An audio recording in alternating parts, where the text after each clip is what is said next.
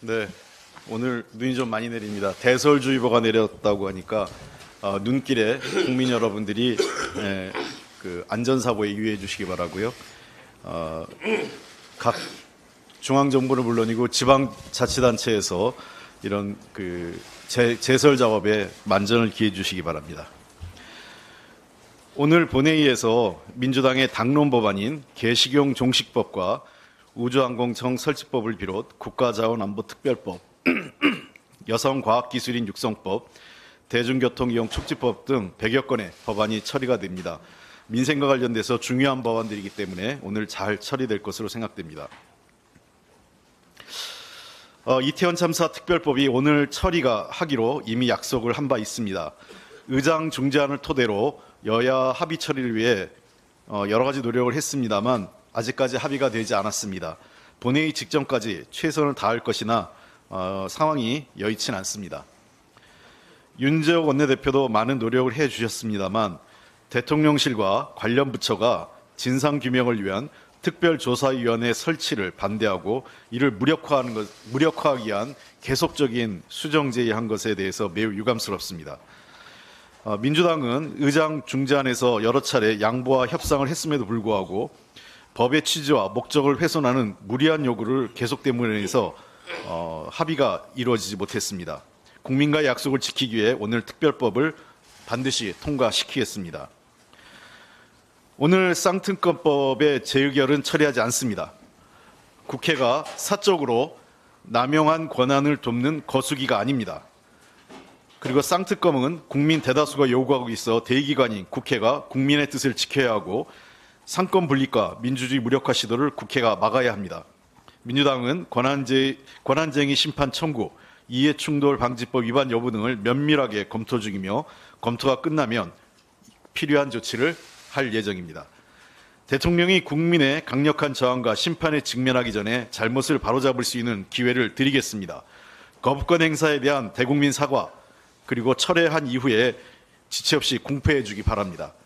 과거에 이러한 사례도 있었습니다. 이승만 대통령과 박정희 대통령 시절에 거부권을 행사한 이후에 철회하고 공표한 바가 있습니다. 잘못은 누구나 할 수 있습니다. 그러나 잘못을 바로잡는 것이 진정한 용기이고 좋은 정치입니다. 국민과 함께 당분간 시간을 드리겠으니 독선과 오만으로 마지막 기회를 놓친다면 모든 책임은 대통령에게 있을 겁니다. 어제 행안위 현안 질의가 있었습니다. 우리 이재명 당대표의 정치 테러와 관련돼서 몇 가지 문제점이 드러났는데요.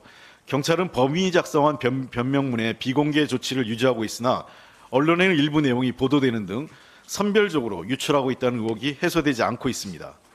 또한 윤익은 경찰청장은 이재명 대표 상태를 열상으로 표현해 가짜뉴스의 진원지가 된 내용을 소방청을 통해 확인했고 이를 전파한 기관은 국무총리실 산하 대테러 종합 상황실이라고 답변했습니다. 결국은 의료진에 확인되지 않은 내용을 전파한 것이 정부기관이라는 것입니다.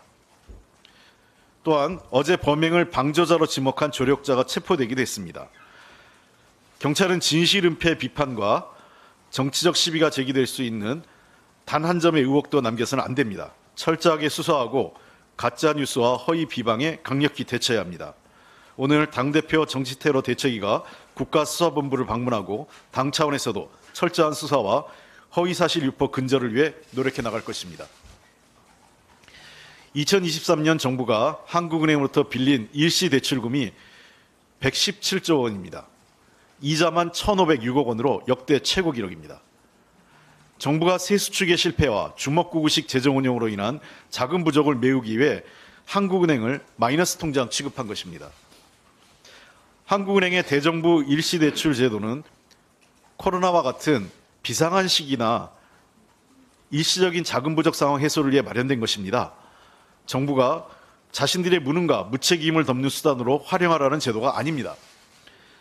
한국은행은 지난해 1월 대정부 일시대출금 조건 결정안 의결 시 정부가 일시적인 부족 자금을 차입하기에 앞서 국채 발행을 통해 조달하는 노력을 해야 한다는 부대 조건을 달기도 했습니다. 정부가 재정에 난 구멍을 메꾸는 임시 방편으로 중앙은행 돈을 가져다 쓰는 국가는 대한민국이 유일합니다. 유로존 소속 국가들은 이를 원천 금지하고 있으며 자국 통화를 사용하는 국가들만 다른 통화 간 결제 시 문제를 위해 24시간 내에 갚는 대출만 예외적으로 허용하고 있습니다. 일본은 또한 국회 의결을 대출 가능 요건으로 규정하고 있으며 영국은 글로벌 금융위기, 코로나 팬데믹 시기 별도 의정서를 채택해 한시적으로 제도를 운영한 바 있습니다. 미국은 금지 규정조차 없어 제도 자체를 인정하지 않고 있기 때문에 정부의 대출한 실적도 없습니다. 대정부 대출 제도가 있는 나라는 캐나다가 유일한데 실시된 적이 없습니다. 정부가 절제 없이 중앙은행을 사금고처럼 활용하는 것은 첫째, 중앙은행의 독립성을 침해하고 재정정책과 통화정책의 균형과 협력을 저해합니다.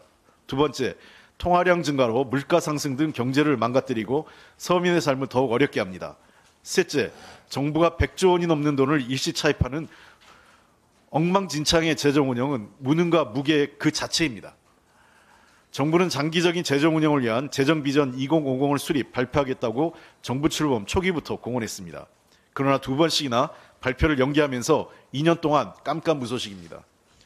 총선에만 정신이 팔려 국정 운영에 대한 책임은 내팽개치고 있고, 이는 윤석열 정부가 재정 운영 비전은 없고 정말 작은 구멍가게와도 못한 국가 운영을 하고 있는 것을 보여주는 것입니다. 윤석열 정부가 말로만 건전재정 외치면서 나라 살림 파탄내고 정책 실패를 중앙은행의 대출로 돌려막기 하는 행태는 이제 그만둬야 됩니다. 정부의 재정 여력을 바닥내고 있는 정책 실패를 인정하십시오. 그리고 반성하고 국민에게 약속한 장기적 재정 전략을 하루속히 마련해서 제시해야 합니다. 윤석열 정부의 반성 그리고 정책 기조 전환을 거듭 촉구합니다.